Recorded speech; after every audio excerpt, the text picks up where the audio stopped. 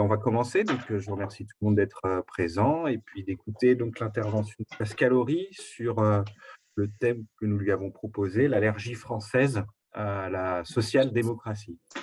Je vais donc laisser Laurent, comme Oh bah, je d'habitude, vais pas. non, mais juste plus présenter le mouvement si Pascal ne Oui, le on a connaît fondé ce pas. mouvement Voilà. il y a bientôt 2 ans maintenant. Et donc, c'est un mouvement, c'est pas un parti politique. On a travaillé, le but étant de rénover le patrimoine de propositions programmatiques de la social-démocratie en France et de participer à sa reconstruction. Et ça va être de plus en plus d'actualité d'ailleurs. Le mot reconstruction va s'imposer de lui-même. Et donc, on a travaillé, on a un site, on produit soit des réactions à chaud, soit des papiers de fond, plus une plateforme qu'on a élaborée maintenant il y a près d'un an, qu'on a complété ensuite au fur et à mesure, et on fait beaucoup d'auditions, on travaille sur le fond. Et évidemment, ce travail est, à mon avis, précieux et utile, mais sur le plan de la politique électorale, il n'a pas débouché jusqu'à présent sur un succès considérable. On est tous dans la difficulté. On a une campagne électorale où la candidate qui est la plus proche de nos idées se retrouve au tréfonds des sondages, donc c'est un problème. Alors, est-ce que c'est lié uniquement à cette campagne ou est-ce que c'est le prolongement d'un mouvement de fond qui se déroulerait depuis je ne sais combien d'années? Ou est-ce que c'est une mauvaise passe et qu'on a des espoirs de retrouver plus d'audience? Voilà les questions qu'on se pose tous les jours. Et on est tout à fait intéressé et passionné par ce que vous allez pouvoir nous en dire, étant donné votre expérience et le travail que vous avez fait depuis longtemps. Voilà. Merci. Mathieu, tu voulais On dire? t'entend pas, Mathieu. Oui. Oui, pardon, voilà. Eh ben, c'était justement ça. Est-ce que les gens peuvent couper leur micro pendant l'intervention de Pascal pour éviter les bruits parasites? Merci et je vous laisse la parole, monsieur Horry. Merci Mathieu. Merci Laurent pour avoir posé la question fondamentale qui est celle que je me pose aussi. Merci à Géraldine d'être à l'origine de cette matinée pour moi, hein. Nous avons parlé de social-démocratie et j'ai fait l'erreur de dire que je réfléchissais en ce moment et que je n'étais visiblement pas le seul, la preuve, toutes les personnes ici présentes ce matin et un peu au-delà, je l'espère, sur un particularisme français, à savoir cette allergie récurrente à la social-démocratie, mais allergie encore plus nette aujourd'hui que sans doute il y a quelques années. On pouvait se poser la question dans les années 80, de savoir si cette fois-ci, ce n'était pas enfin en train de s'installer dans le paysage politique français. Alors, je vous remercie, je devrais vous maudire parce que, comme je l'ai dit hors, sinon micro ou caméra du moins, en pré-générique tout à l'heure, je n'ai plus réfléchi à ces questions, disons, d'histoire politique, mais surtout d'histoire du mouvement, disons, social-démocrate et au-delà socialiste français, depuis le XXe siècle, franchement. Donc, je devrais vous maudire, j'aurais dû d'ailleurs refuser Géraldine, mais bon, voilà, je suis lancé, donc je le fais, mais vous comprenez que d'une certaine façon, je vais réfléchir tout haut devant vous et c'est sans doute l'objet. Je crois que j'ai une trentaine de minutes. On va continuer à réfléchir ensemble tout haut. Puis peut-être que ça finira par produire quelques effets, des effets qui seront évidemment imaginables seulement au mieux après les élections présidentielles.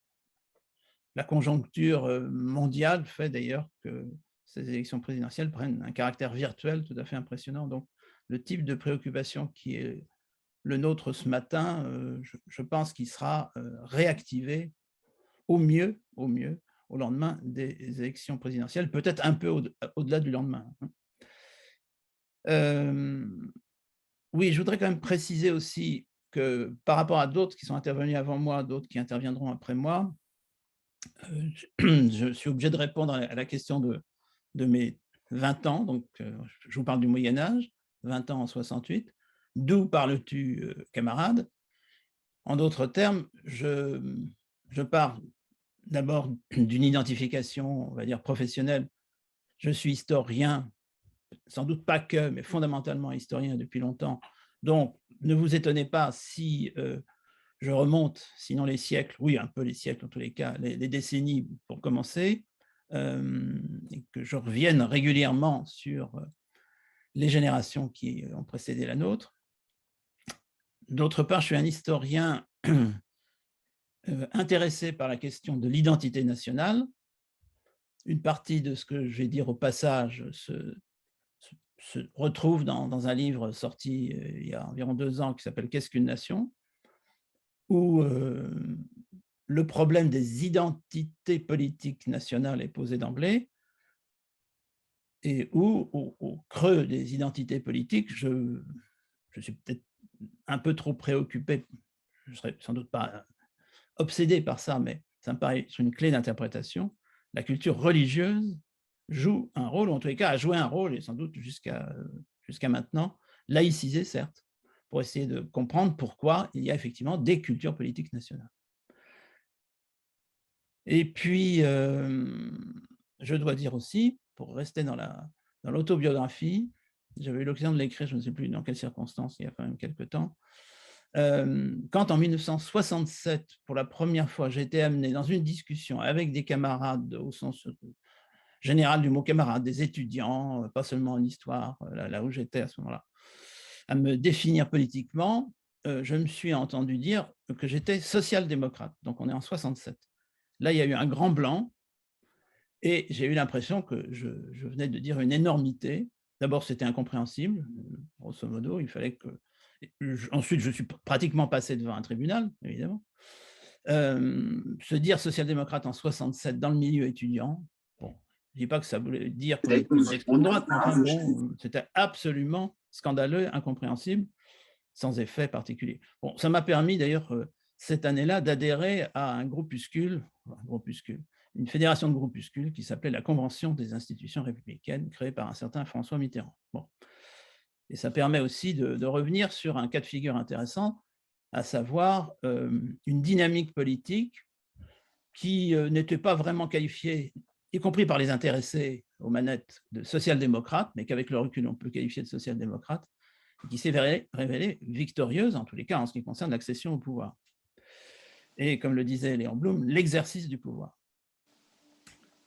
Alors, ces préalables étant posés, mais un peu lourds, je pense que vous avez partagé avec moi un constat, qui est d'ailleurs la seule justification de ce que j'ai pu proposer à Géraldine, ce titre d'allergie, la France à la social-démocratie, c'est qu'à l'heure actuelle, ce matin, on peut dire que dans les systèmes de démocratie libérale, ce qui signifie dans la minorité des pays du monde, mais quand même, on peut dire que la social-démocratie est soit au pouvoir, soit dans une opposition au pouvoir qui est si visible qu'elle lui permet d'espérer d'accéder ou de réaccéder au pouvoir. En tous les cas, on peut dire que la social-démocratie n'est pas du tout une force politique en déclin dans la plupart de ces démocraties libérales. Bon, on pourra prendre une loupe et analyser ça. En tous les cas, clairement en Europe, mais au-delà de l'Europe, pensez à des personnalités comme, j'ai toujours du mal à retenir son nom, Jacinda Ardern, en Nouvelle-Zélande. Bref, vous avez des figures social-démocrates, des organisations social-démocrates, partis, éventuellement on y reviendra, syndicats, qui sont à l'heure actuelle en voie d'ascension à l'échelle de ces démocraties libérales, disons, européennes et au-delà occidentales. Et ceci permet d'ailleurs de préciser un point, mais là aussi j'ai l'impression que je ne vous apprends rien, bon, mais il s'agit surtout de discuter à partir de ce constat que vous faites depuis longtemps, comme moi. De bons esprits pronostiquaient la mort de la social-démocratie à l'échelle mondiale il y a, disons, une vingtaine d'années, pour revenir d'ailleurs sur cette période intermédiaire où on est passé d'une hégémonie, ça a été toujours mon hypothèse, d'une hégémonie progressiste à une hégémonie libérale, aux alentours de la chute du mur de Berlin, mais avant même la chute du mur de Berlin. Nous sommes d'ailleurs sortis de cette ère-là. Et on pouvait se poser la question de la survie d'une social-démocratie dans ce cadre-là, mais ce n'était pas le sujet le plus évident. Et en revanche, plus on a avancé, en particulier dans une troisième ère que je qualifie, c'est pas très original là, de ma part, mais je fonctionne comme ça, que je qualifie d'ère populiste, plus effectivement des voix s'étaient élevées, des observateurs bien ou mal intentionnés qui disaient bon, la social-démocratie est en train de perdre, regardez ce qui se passe en Scandinavie. Alors regardez maintenant ce qui se passe en Scandinavie, à l'heure actuelle, les sociodémocrates sont revenus très largement au pouvoir, entre parenthèses, un pouvoir féminin, si vous regardez les premiers ministres scandinaves ou finlandais, puisque la Finlande ne fait pas partie de la Scandinavie, vous constaterez que ce sont donc majoritairement des sociodémocrates et pratiquement toutes des premières ministres. Et je viens de citer aussi la Nouvelle-Zélande, donc il faudra peut-être revenir sur cette dimension-là quand même. Donc, on peut dire que nous sommes présentement dans une période plutôt favorable à la social-démocratie. Et ce qui est d'ailleurs intéressant, c'est que j'ai cité évidemment, j'aurais fait un topo il y a une cinquantaine d'années, ça serait parti de l'Europe du Nord, et pas sans raison, puis les anciens dominions britanniques, bon. Mais maintenant, l'Europe du Sud, hein, Pedro Sanchez, Costa, la participation de personnalités qu'on peut rattacher à la social-démocratie en Italie, etc. Donc, il y a une Europe du Sud, social-démocrate, qui non seulement a émergé, au sortir des dictatures, non seulement a exercé le pouvoir dans un premier temps, mais y est revenu et y est présentement.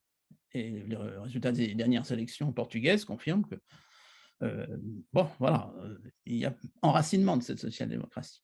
Donc la question, ce n'est pas l'avenir de la social-démocratie, il faut quand même être clair pour simplifier la discussion qui va suivre, c'est pourquoi est-ce que la France est aux abonnés absents, hein, voilà. Il y a quelque chose d'ailleurs de paradoxal pour un historien, c'est de se rappeler que si on prend cette lunette-là, mais justement, ce n'est pas la lunette principale, on peut dire que l'histoire française depuis le 19e siècle, où l'hypothèse d'une social-démocratie se précise peu à peu de génération en génération, la France est présente. La France est présente très tôt dans ce que les marxistes, enfin Marx et Engels pour commencer tout simplement, ont appelé socialisme utopique. Alors je rappelle que ce type de vocabulaire qu'on apprend à Sciences Po, qu'on apprend dans les facs de droit ou les facs d'histoire, etc., est piégé parce que ce sont les adversaires, donc Marx et Engels, qui qualifient leurs adversaires de socialistes utopiques. Bon, eux étant les tenants d'un socialisme scientifique. Mais bon, on pourra y revenir dans la discussion. Qu'est-ce que, par exemple, l'expérience saint-simonienne, qui est d'origine française, nous dit sur la social-démocratie, ou pas d'ailleurs? Qu'est-ce que l'expérience fouriériste nous dit sur la social-démocratie, ou pas, etc. Et puis d'autre part, il existe une tradition, on va dire, de socialisme réformiste, assimilable rétroactivement à la notion de social-démocratie de ce matin, car je rappelle, mais là aussi, je pense que tout le monde le sait, que social-démocratie est d'abord synonyme, paradoxalement, de socialisme marxiste, avec une union forte entre un parti socialiste, une organisation socialiste, un mouvement, Laurent parlait de mouvement socialiste, et un mouvement syndical, sur des bases d'analyse qui étaient assez largement marxistes. Mais ce qui est intéressant, c'est que ce qui est devenu la social-démocratie ce matin, c'est justement un mouvement se réclamant d'une tradition du socialisme et qui a peu à peu, quand même, choisi le réformisme. Étant bien entendu que dans les organisations qui se réclament du socialisme à la fin du 19e siècle, et où toutes les familles sont à peu près là, il y a déjà une tendance réformiste. Elle est minoritaire, mais il se trouve que dans la plupart des pays de démocratie libérale, elle devient majoritaire et que social-démocratie se vide de l'essentiel, sans doute pas de tout, mais de ses fondements marxistes, et conserve en revanche une préoccupation du social, une préoccupation du rapport du politique à la société dans son ensemble, et pas simplement par exemple à l'économie ou aux institutions politiques, où je retrouve quand même le fil rouge de la social-démocratie telle qu'on l'entend maintenant. Et donc, vous avez en France aussi une tradition de socialisme réformiste qui se repère dans l'histoire du mouvement ouvrier à la fin du 19e siècle, Ces réformistes sont, dans l'ensemble, minoritaires au moment des arbitrages au sein des différentes organisations socialistes, mais ils ne disparaissent jamais complètement. Il se trouve simplement que l'hégémonie au sein des organisations qui se réclament du socialisme les amène à partir ou les exclut. Et ces socialistes indépendants, quelques noms qu'on leur donne, les républicains socialistes sous la Troisième République, etc., qui sont souvent des personnalités importantes, Aristide Briand, Viviani, que je trouve tout à fait méconnu dans la mémoire politique française, se retrouvent témoignant d'une forme de réformisme social au gouvernement, avec des fonctions gouvernementales non négligeables. Viviani, on le sait, enfin bon, non, on ne le sait plus maintenant, était le chef du gouvernement au moment de la déclaration de guerre de 1914. C'est un socialiste indépendant, Viviani. Quand on dit oui, le gouvernement Viviani, mais il vient d'où Viviani? C'est un socialiste qui a été membre du Parti socialiste de Jaurès, etc., puis qu'il l'a quitté. Et qui n'a pas oublié d'où il venait quand même. Donc, il y a une tradition de socialisme réformiste, mais on constate qu'elle est à peu près systématiquement marginalisée. Ça n'a rien à voir avec l'histoire, effectivement, des social-démocraties d'Europe du Nord. Ça se passe de façon tout à fait différente, où ce sont finalement les réformistes qui prennent le pouvoir, qui le gardent, et qui préservent une forme d'unité du mouvement, sur laquelle on peut s'interroger. Enfin, pourquoi est-ce que l'unité tient là et pas en France?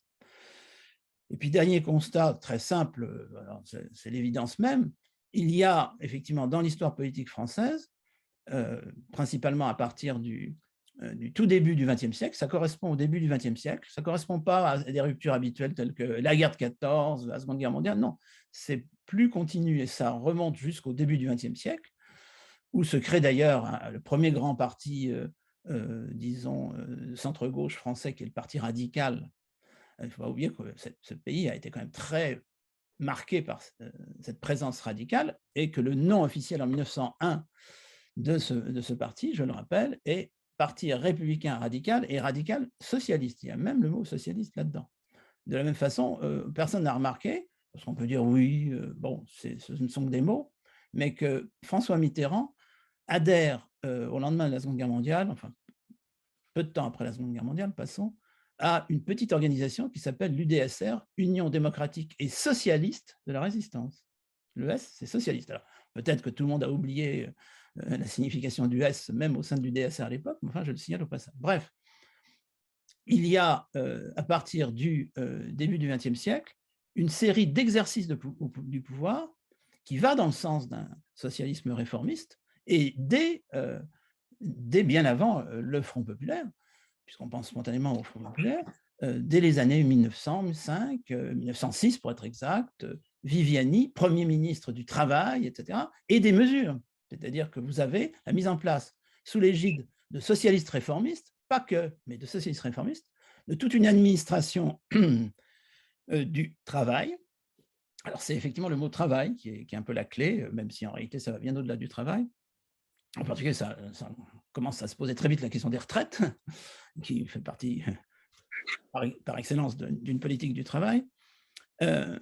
Et on peut dire que sur ce plan-là, la France a eu son propre chemin, distinct du chemin bismarckien allemand, distinct du chemin des pays proprement nordiques, mais malgré tout, il y a une part de continuité dans les politiques sociales sous l'égide de personnalités qui, quand on les regarde de plus près, appartiennent à des organisations, alors parfois un peu groupusculaires justement, mais pas toujours, à caractère, on peut dire maintenant à peu près social-démocrate. Dans l'entre-deux-guerres, la distinction est faite.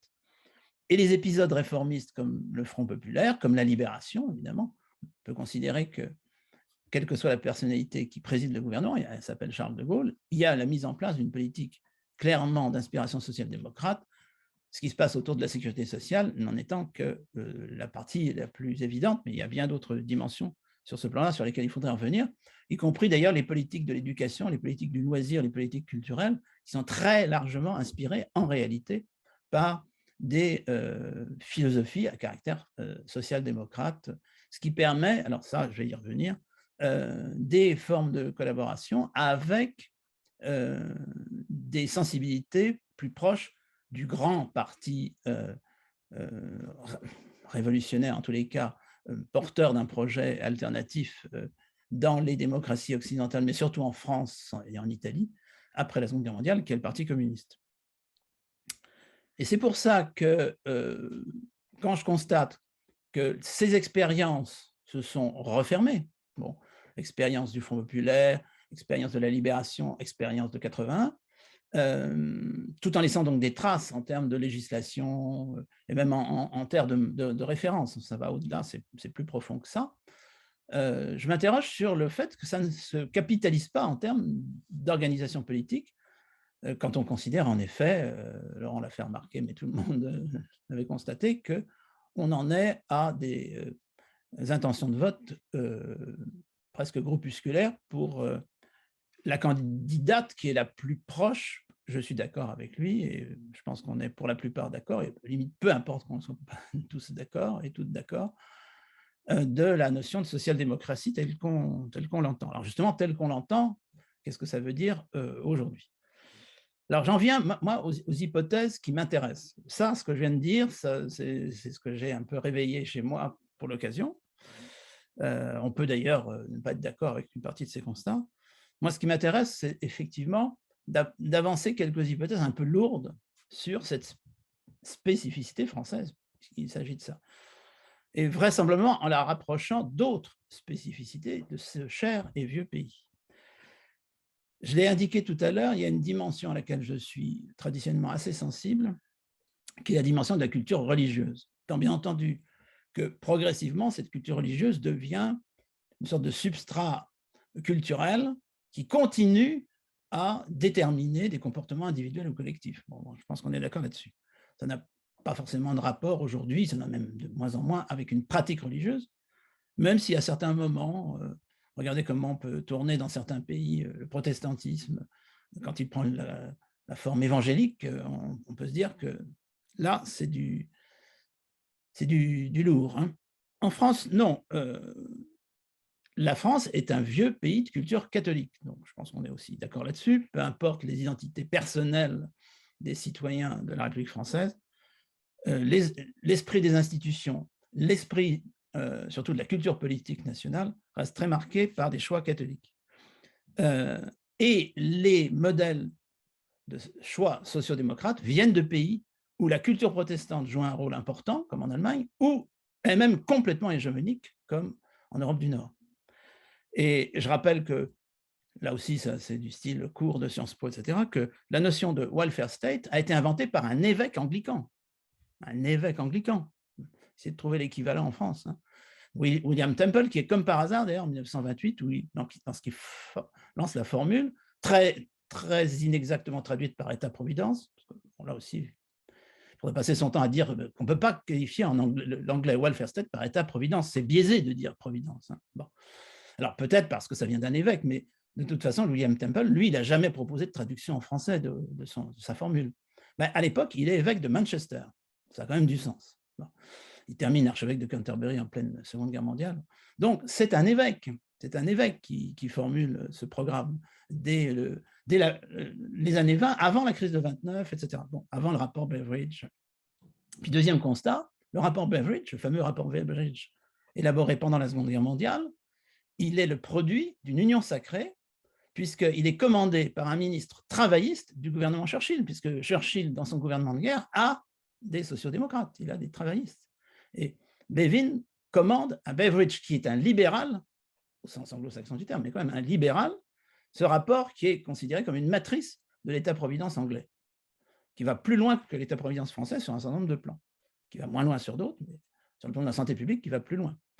Donc, il est évident que sur ce plan-là, il faudrait travailler sur le lien entre cette culture protestante qui a produit un type d'organisation de la société, un type d'activisme très différent ou assez différent de l'activisme catholique, mais surtout, ce n'est pas tellement la confrontation protestantisme-catholique qui m'intéresse, quoi qu'il y ait quand même une dernière dimension sur laquelle il faudrait s'arrêter si on a le temps tout à l'heure.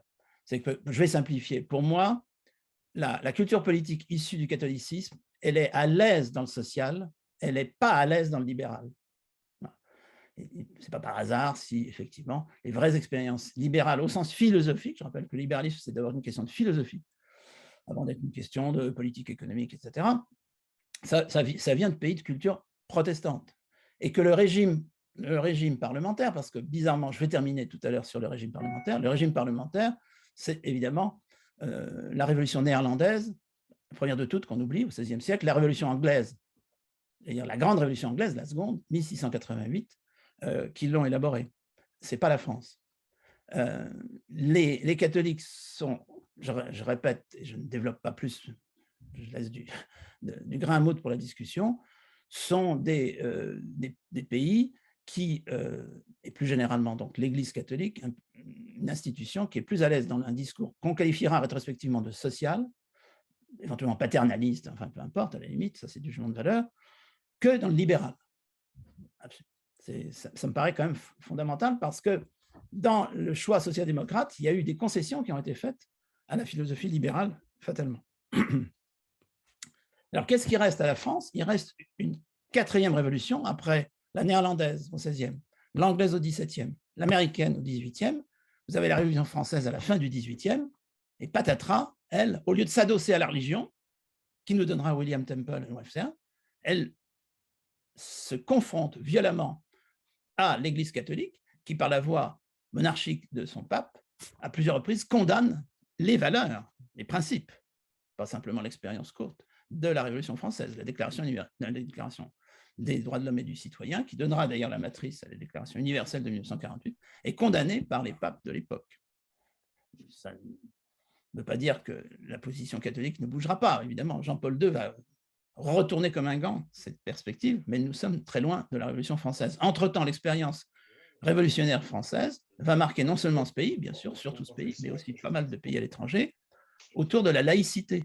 Si nous sommes si spécifiques sur ce plan-là, c'est que nous avons un modèle fondateur de révolution qui, au contraire des trois révolutions précédentes, toutes adossées à la religion, mais protestantes, s'affrontent à cette religion. Quel rapport avec le sujet de la social-démocratie? C'est que, évidemment, vous avez toute une forme de militantisme, de réflexion, d'organisation catholique, pour simplifier, parfois para-catholique, faisant du social, mais dans une atmosphère d'opposition aux expériences politiques républicaines qui sont en particulier laïques, anticléricales. Et ça, c'est tout à fait différent de ce qui se passera dans les pays de tradition social-démocrate au sens précis du terme. Deuxième élément dont il faut tenir compte, évidemment, nous sommes un vieux pays d'État. On va me dire, oui, dans beaucoup de pays aussi, quand même, on peut réfléchir, mais on n'a pas le temps, sur l'ancienneté de cette expérience, la sophistication de l'expérience étatique française, et en particulier à ce relais de la Révolution française, du bonapartisme. Il ne faut quand même pas oublier que la France a, je le soutiens, je l'ai écrit ailleurs, a inventé, en ce sens qu'elle a théorisé et pratiqué de façon pionnière, des grandes figures politiques importantes, telles que la démocratie autoritaire. La démocratie, je le rappelle, n'est pas automatiquement libérale. Elle peut être, puisqu'elle est fondée sur la souveraineté populaire, elle peut être autoritaire ou totalitaire. Ça reste de la démocratie. Je suis désolé de le dire. Bon, on assimile tous démocratie à démocratie libérale. Ce n'est qu'une des trois options. Et la démocratie autoritaire, la France sait ce que c'est depuis le bonapartisme. Et ça laisse des traces jusqu'à aujourd'hui, évidemment, dans nos institutions. Ce vieux pays d'État, du coup, fait que même les opposants de gauche, entre guillemets, et c'est d'ailleurs la France qui invente, vous savez, la formulation droite-gauche, vont très spontanément, qu'est-ce que ça veut dire spontanément, par culture nationale, se tourner vers l'État, chercher à éventuellement s'emparer des leviers de commande de l'État pour mener par le haut une politique, en particulier une politique sociale. Le despotisme éclairé oblige d'une certaine façon. D'où, d'ailleurs, à mon avis, la fragilité de la France en ce qui concerne sa réflexion sur la notion de service public. Là aussi, l'Europe du Nord est allée plus loin dans la réflexion et dans la mise en pratique de ces fameux services publics. En France, il est assez naturel de considérer que service public, c'est synonyme, par exemple, de secteur public et de politique étatique dans le domaine social. Et puis, troisième constat, il est évident, et ça se voit dans d'autres pays qui ont une forte tradition étatique, voire dictatoriale, tout cela génère des configurations qui tiennent compte de cette continuité étatique, éventuellement d'une référence catholique, mais ça peut concerner certains, ça peut concerner les pays qui ne sont pas de tradition catholique. Là, sur ce plan-là, c'est déconnectable. En général, ce n'est pas déconnecté, mais ça peut être déconnectable. C'est que tout ça génère aussi des formes alternatives de philosophie politique qui noient la perspective social-démocrate dans d'autres configurations, soit ce qu'on pourrait appeler une culture libertaire, qui est quand même à la fois minoritaire et increvable dans la tradition française, avec un modèle libertaire français non négligeable, en particulier sur le plan de la vie culturelle, mais pas que, aussi par un certain nombre de dispositifs à caractère quasiment institutionnel, paradoxalement. Et puis, c'est également la France, là aussi, je le maintiens, qui a cristallisé ce que l'on appellera plus tard, mais qui est déjà là, qui est déjà constitué, le populisme. Le boulangisme, le nationalisme au sens strict, c'est une forme de populisme qui fait du social. Par exemple, en étant antisémite, je rappelle qu'une des manières pour une droite qui se renouvelle à la fin du 19e siècle, en France d'abord, et puis un peu partout, pour faire du social, pour tendre la main aux classes populaires, c'est d'être antisémite. Il ne faut pas oublier ça. Ce qui explique d'ailleurs l'aliment de pas mal de personnalités de gauche à l'antisémitisme. Ça, on l'oublie souvent, y compris au sein des communards et des héritiers des communards, mais ça se dit jamais, bien sûr. Alors, ma provisoire conclusion, parce que je soulève des montagnes, bon, je risque d'être écrasé par les dites montagnes, c'est que, bien entendu, à partir de ce constat-là, on peut se dire qu'il y a une société qui a continué à bouger, que la société de 2022 est à des années-lumière déjà de la société des Trente Glorieuses, en plus ou en moins, a fortiori de la société où tout va bifurquer à la fin du 19e siècle, comme vous l'avez vu. Donc, cette société qui change, dans quelle mesure elle n'a pas des sortes de prédispositions social-démocrates par le développement de ce que j'ai tendance à appeler un individualisme de masse, qui me paraît être la couleur dominante de l'Occident. Je ne parle pas évidemment de la situation de la totalité des pays du monde, loin de là. Est-ce que tout ça peut aller vers la cristallisation, plus audible que jusque-là, de ces solutions réformistes, à la fois très préoccupées des enjeux de société, qu'on a tendance à rebaptiser sociétaux. Bon, je pense que les nouvelles exigences en matière de parité, etc., sont à resituer dans un héritage qu'on peut qualifier de socialiste, oui, évidemment, même s'il y a eu dans ces différents mouvements des sources qui étaient assez étrangères. Et on retrouve une source religieuse. Ne pas oublier que beaucoup de féministes, justement, anglo-saxonnes, sont par ailleurs des militantes protestantes farouches. Et on peut retrouver ça chez certaines militantes catholiques. Bref, je n'entrerai pas dans le détail. Donc, on peut évidemment considérer qu'une sorte de fatalité sociologique va conduire à une renaissance, même en France, parce que la France serait, et elle l'est, inclue dans un mouvement qui déborde les frontières nationales, sur la structure de la société, les attentes de ces individus de masse, etc. Bon, ça, c'est une hypothèse qu'on peut travailler, mais c'est un travail théorique, sauf qu'il faut que ça se traduise par des formes de militantisme, sans doute intégrées à ça.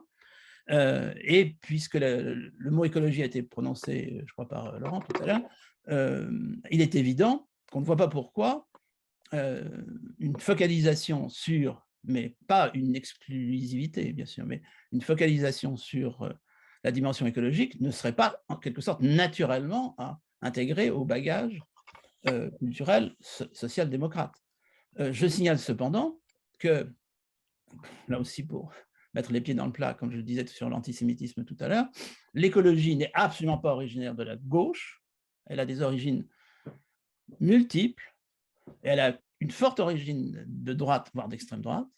Mais ça ne plaît pas, évidemment, de dire ça à un militant écologiste, mais c'est pourtant historiquement vérifié, c'est tout à fait clair, que d'autre part, il y a, et ça me fascine toujours, clairement dans la montée du discours et des pratiques, mais surtout du discours écologique, ou écologiste plutôt, ne confondons pas tout, une dimension évidemment religieuse. C'est-à-dire que cette fameuse religion en crise par ailleurs dans les institutions installées, elle s'épanouit dans ce grand mouvement religieux qui s'appelle l'écologie politique. Mais ça, on en reparler éventuellement. Il y a un mot que je n'ai pas prononcé parce que ces organisations social-démocrates, y compris aujourd'hui au Portugal, en Espagne, en Scandinavie, tiennent compte de cette structure, ça s'appelle un parti. Alors, de même que quand je disais que j'étais social-démocrate en 67, j'avais l'impression de sortir une énormité, si on parle de parti aujourd'hui, on se fait tout de suite lyncher. Mais je rappelle que, évidemment, la force d'un François Mitterrand, ça a été de faire un choix stratégique, courageux, à contre-courant de ce que pensaient beaucoup de ses premiers amis politiques, à savoir union de la gauche, union de la gauche, union de la gauche. Sur ce plan, j'ai toujours été frappé de la condescendance de Jean-Luc Mélenchon à l'égard, par exemple, des communistes. Enfin, je veux dire, c'est effectivement… Il y a un moment, plusieurs d'entre vous, sans doute, ça le rappellent s'ils ont mon âge canonique, à un certain moment, qui se situe à la fin des années 70, au début des années 1980, c'était autour du PS de François Mitterrand qu'on croyait encore à l'union de la gauche, alors que déjà, clairement, le Parti communiste avait cessé non pas d'y croire, mais de tabler là-dessus. Et on le sait aujourd'hui grâce aux archives de Moscou, en grande partie à l'instigation de l'Union soviétique, qui a clairement voté, qui votait Giscard. C'est bien entendu, l'Union soviétique votait Giscard en 80. Donc, il fallait rester unitaire pour deux, par exemple. Donc, il y avait un choix stratégique, mais du coup, il y avait aussi une intuition sociologique, puisque peu à peu, ce parti socialiste, donc parti, parti, voyait affluer vers lui les déçus de toutes les gauches possibles, imaginables, de la communiste à la radicale, en passant par chrétienne, effectivement, la démocratie chrétienne de gauche. Il y avait un moment de convergence. Donc ça, c'est effectivement savoir réunir les conditions, y compris d'ailleurs la descente par ruissellement vers les collectivités locales, donc vers les profondeurs de la société, les élections municipales, etc. Ce sont les conditions de l'accession au pouvoir de n'importe qui, d'ailleurs, de l'extrême droite à l'extrême gauche. Je garde pour la fin, bon, c'est la fin, je vous rassure, le plus important pour moi, c'est que pour comprendre pourquoi ça a pu marcher de façon épisodique et puis ça se referme, je crois que la clé principale n'est pas sociologique, elle n'est pas religieuse, elle a des origines religieuses et sociologiques, mais elle est institutionnelle. Parce que quand on dit Nouvelle-Zélande, quand on dit Finlande, quand on dit République fédérale d'Allemagne, etc., on parle de pays qui fonctionnent normalement, j'insiste sur le mot normalement, un peu lourdement, normalement dans un cadre de démocratie libérale. C'est-à-dire que vous avez affaire à un exécutif qui est au niveau du gouvernement et pas du chef de l'État, et qui, après des élections législatives qui sont déterminantes et non pas les présidentielles, donc vous voyez ce que je veux dire en ce moment, on a l'impression que pour beaucoup de Français, y compris parmi les responsables politiques, il n'y a que les présidentielles qui comptent. Il y a quand même des législatives aux dernières nouvelles qui sont quand même toujours prévues après. Donc, ce qui compte, ce sont les législatives dans ces pays normalement constitués. C'est d'ailleurs la quasi-totalité des démocraties libérales occidentales. Et ces gouvernements sont donc du coup souvent des gouvernements de coalition. Cherchez l'erreur, la France est, comme l'avait dit un politologue sur lequel je ne gloserai pas, qui s'appelle Maurice Duverger, est une monarchie républicaine. Et depuis 1958, nous expérimentons cette forme de régime présidentiel aggravé par l'élection au suffrage universel. Je rappelle que les républicains de stricte observance avaient l'horreur quand on leur proposait enfin, l'horreur se lisait dans leurs yeux quand on leur proposait d'élire le chef de l'État, puisque par ailleurs, il y a la procédure du régime parlementaire. C'est une majorité parlementaire qui choisit ou qui retire sa confiance au chef du gouvernement. Mais élire le chef de l'État au suffrage universel, il se trouve que la France l'avait testé en 1848. Et il y a eu, c'était vraiment là aussi pionnier, cette idée d'une forme de monarchie élective, ça avait donné le coup d'État de Louis-Napoléon Bonaparte. Donc ça vaccinait les vieux républicains jusqu'à Pierre Mendès France contre cette hypothèse-là. Nous sommes dedans depuis 62, aggravée par diverses dispositifs façon quinquennat, etc. En d'autres termes, nous avons non seulement un régime fondamentalement autoritaire, qui renvoie à l'hypothèse que la France a une culture politique fondamentalement autoritaire, il faudrait peut-être quand même y penser régulièrement. Vous prenez comme un sablier la France, vous la retournez, vous obtenez la Suisse, quoi, grosso modo. Donc là, nous sommes l'anti-Suisse. Bon, nous sommes, entre guillemets, naturellement, c'est-à-dire culturellement centralistes et monarchiques. J'exagère un peu en disant monarchique, quoique, bon, jupitérien ou pas. Ces institutions, d'autre part, cultivent la bipolarité grâce à l'élection au suffrage universel. Il y a cette étrange, c'est pas du tout étrange, c'était voulu comme ça par Michel Debré et Charles de Gaulle, règle qui veut que ne se maintiennent au second tour des présidentielles que les deux candidats arrivés en tête. D'où est-ce qu'on sort ça? Bien entendu, il faut qu'il y ait une légitimité à 50,1%. Charles de Gaulle, je suis comme le géant hanté de la fable, j'ai besoin de me ressourcer périodiquement. Mais où est-ce qu'on a vu ça ailleurs? Il n'y a que la France qui connaît ça. Donc, nous avons un système, et je termine là-dessus, institutionnel qui cultive la présidentialisation, pour ne pas dire l'autorité, qui cultive la bipolarité.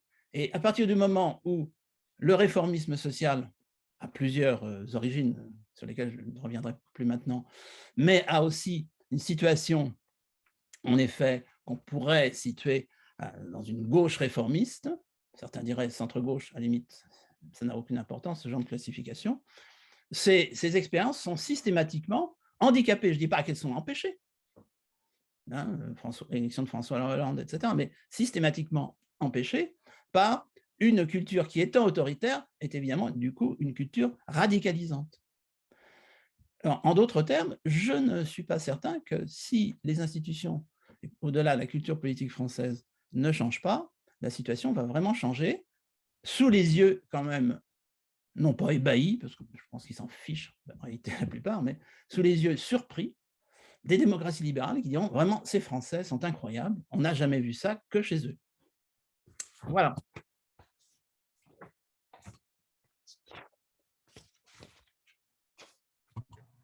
Merci Pascal pour cette démonstration. Est-ce qu'on va passer maintenant au temps des questions, s'il y en a qui veulent lever leur main, ou Laurent, si tu as des réflexions à apporter. Ton micro, Laurent. Mais est-ce qu'on peut en déduire du coup, enfin, j'essaye de prolonger la discussion, on est dans un régime présidentiel, monarchie républicaine, et donc ça suppose de produire un leader à la hauteur de cette tâche herculéenne. Parce que Mitterrand bien sûr, je n'ai pas prononcé le mot leader tout à l'heure, j'ai osé prononcer le mot parti, parce qu'il me semble que ça s'appelle un parti quand on veut vraiment qu'une expérience aille au-delà d'une élection où on est président un quart d'heure, comme chez Andy Warhol. Donc, effectivement, il faut aussi qu'il y ait un ensemble de dispositifs qui accompagnent tout ça. Je suis bien d'accord. Oui. Enfin, on pourrait expliquer une partie de la déconfiture socialiste par le fait que ce courant a produit et a été produit en partie par François Mitterrand, qui s'est distingué d'abord par son opposition radicale au gaullisme et aux institutions de la Ve République, mais qui a compris au début des années 60 qu'il fallait s'y lever et que la thèse de Mendes, qui restait républicain et parlementaire, ne tenait pas la route pour des raisons institutionnelles. D'ailleurs, Mendes s'est présenté avec Defer, il a fait 5%, alors que Mitterrand s'était présenté 4 ans plus tôt, c'est ça, oui.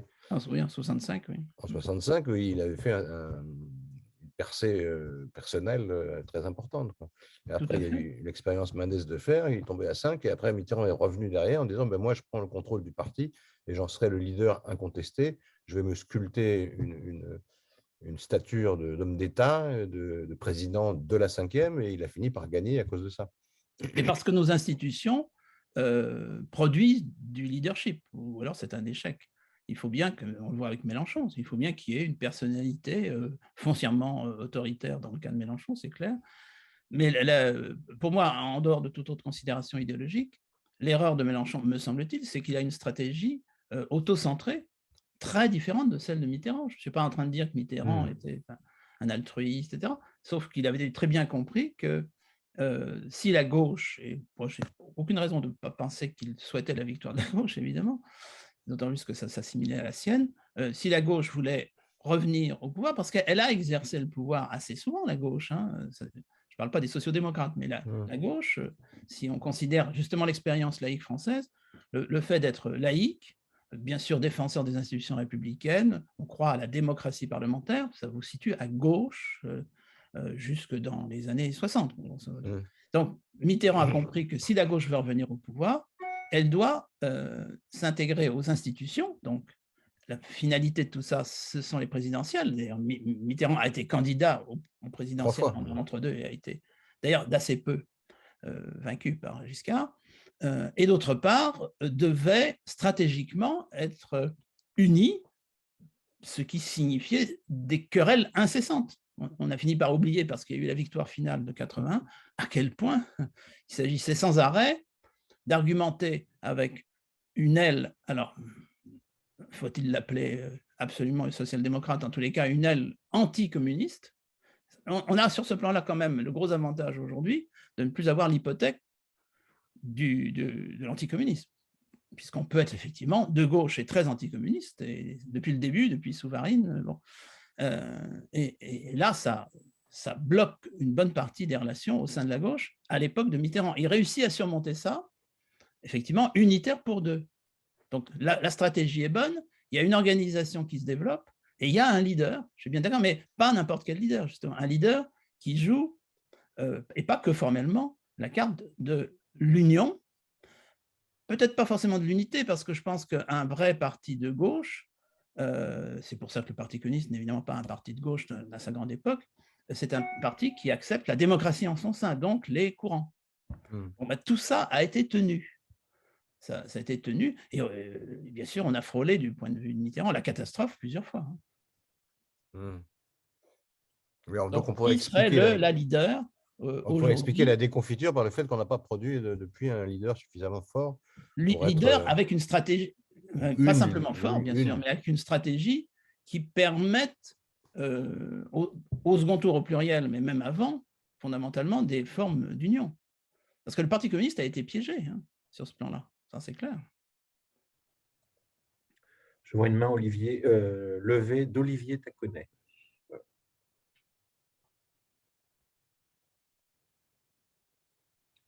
Donc, c'est une question personnelle, en fait. Je voulais savoir si Pascal Horry s'il se situait personnellement de culture protestante ou catholique.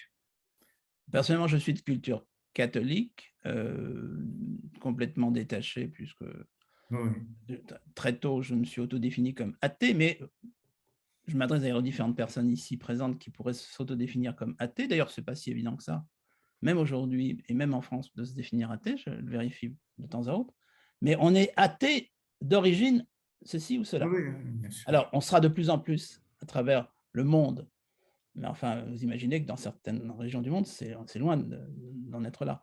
Athée d'origine athée, bon. Mais pour l'instant, on est souvent athée d'origine catholique, protestante, juive, musulmane, il faut le souhaiter, etc. Donc, moi, je suis un athée de culture catholique. Je connais bien de l'intérieur le monde catholique. C'est pour ça que je me permets de dire le catholicisme, produit du social, est infoutu de produire du libéral. Je simplifie, mais pour me faire comprendre. On peut en discuter. Mais c'est quand même bon à savoir. C'est quand même bon à savoir. Dans ce pays, quand même, jusqu'à la Seconde Guerre mondiale, il y en a des traces jusque sous Mitterrand, disons, vous avez un clivage qui n'est que français, c'est le clivage catho-laïque. Ça veut dire, quand j'avais travaillé pour ma thèse sur la politique culturelle du Front populaire, je constatais que le seul pays au monde qui était infoutu de créer une fédération unie des auberges de la jeunesse, c'était la France. Le seul pays au monde. Donc, quand on parle de particularisme français, il y avait évidemment une fédération laïque et une fédération qui d'ailleurs était au fond assez laïque, mais qui avait comme fondateur Marc Sangnier. Donc, les laïcs ont dit, pas question de travailler avec ces calotins. Il n'y avait qu'en France que ça pouvait se produire. Donc, oui, c'est ça, voilà ce que je peux vous dire. Je ne vais pas développer mon autobiographie religieuse qui n'est pas très intéressante, mais je me suis senti très tôt objectant à l'égard de ce qui était une bonne partie des des grandes valeurs du dogme catholique. En fait, je raisonnais comme un protestant sans le savoir. Et quand je suis allé voir du côté des protestants, j'ai trouvé que non, finalement, c'était plus simple pour moi d'être athée. Voilà, vous savez tout. Fin de l'autobiographie. Mais je suis d'accord avec Marc Bloch. Hein. Ce n'est pas parce que Marine Le Pen l'a récupéré un moment. On comprend la France, et pas simplement pour un historien, pour un citoyen, si on ressent quelque chose. N'oublions pas que la dimension symbolique et la dimension émotionnelle sont fondamentales en politique, que d'ailleurs beaucoup de partis politiques, d'organisations politiques sont allés dans le mur pour l'ignorer. Maintenant, elles ont des populistes un peu partout, etc. C'est que d'un point de vue pas simplement émotionnel, mais franchement philosophique, c'est Marc Bloch qui le dit, quelqu'un qui veut réfléchir sur ce pays doit entrer par empathie aussi bien dans le couronnement de Reims que dans Valmy. Les deux. Si vous êtes hémiplégique sur ce plan-là, bah, vous allez dans le mur. C'est tout. Il y a deux questions. Pardon, Olivier. Non, c'est juste pour finir. Moi, je posais la question parce qu'effectivement, plus qu'une dimension culturelle, c'est la logique structurelle qui fait que déjà, individuellement, on reproduit sans le savoir ce dont on est issu, et socialement aussi. C'est-à-dire qu'effectivement, si on met tout à plat entre les logiques italiennes, y compris les anarchistes, y compris d'ailleurs dans l'extrême gauche, c'est-à-dire qu'en France, la France est le seul pays où le trotskisme est vraiment eu prise, et à mon avis, c'est dû à sa culture profondément catholique et à sa vision du monde, quoi. Alors qu'ailleurs, c'était plus Mao, anarchistes, etc., qui sont plus dans une logique protestante par nature. J'arrête là, parce que c'est un sujet qui me passionne. Mais... Je trouve que c'est passionnant, de toute façon. Merci, Olivier. Il y a deux questions. Il y en a une sur le chat et une de Xavier. Donc, je vais commencer. Ça vous dérange de prendre deux questions à la fois? Si mon cerveau peut suivre, oui. On va essayer alors. Alors, je vous lis la question. Vous ne mentionnez pas dans votre présentation comme cause de l'échec social-démocrate la rémanence en France d'une gauche radicale et révolutionnaire qu'on ne trouve pas, au moins au même niveau électoraux, dans les pays comme la Nouvelle-Zélande, les pays nordiques, le Portugal. Rémanence qui, dans l'union de gauche, fait fuir le centre-gauche nécessaire à la constitution d'un bloc majoritaire. Voilà, c'est la première question. Si je peux répondre déjà à ce point-là, je suis tout à fait d'accord, c'est parce que j'ai été un peu rapide, parce que j'ai pas mal de notes pour parler 4 heures. Donc, j'ai évoqué, en mettant en avant la dimension libertaire, le fait que plus vous avez un pays d'État, plus vous aurez une contre-culture anti-étatique. Mais par ailleurs, j'avais parlé juste avant d'une culture politique autoritaire, et j'aurais dû dire que la culture politique autoritaire est pour moi une des clés du succès du Parti communiste en France. Je suis bien d'accord sur le fait qu'il y a deux exceptions, c'est vraiment très grossier tout ça, on est obligé de... Mais bon, il se pourrait que la vérité fût grossière en fait. Il y a une gauche radicale autoritaire, et puis il y a, disons, une gauche radicale libertaire, je simplifie. Les deux sont cultivés en France, parce que ce vieux pays autoritaire, vous savez, le blanquisme, plus personne ne sait, sauf Alain Bergogneau, que vous allez inviter, qui a une extraordinaire culture du mouvement socialiste français, mais ce qu'étaient les blanquistes. Et c'est très intéressant, parce que le blanquisme, c'est le chaînon, c'est une des inventions françaises en termes socialistes. Ça consiste, je simplifie, à être le chaînon manquant entre les jacobins et les bolcheviks. Au congrès de Tours en 1920, dont on n'a pas, pandémie oblige et pour d'autres raisons tellement commémoré ou célébré, enfin, disons commémoré l'anniversaire récemment, le congrès de Tours en 1920, Léon Blum dit clairement, chers camarades qui allaient rejoindre l'internationale communiste, vous faites du blanquisme et vous allez aller dans le mur. Bon, j'ai l'impression que ça a été plutôt vérifié. Et le blanquisme croit au coup d'État, croit à une élite qui va parler au nom du peuple, donc s'il annonce Lénine. Et ma petite marotte, puisque mon dernier bouquin porte sur la judéophobie, c'est que parmi les blanquistes, vous en avez la moitié, c'est quand même très intéressant ça, personne n'en parle évidemment, parce que ça fait partie des choses qui sont dans le placard de la gauche, la culture de gauche.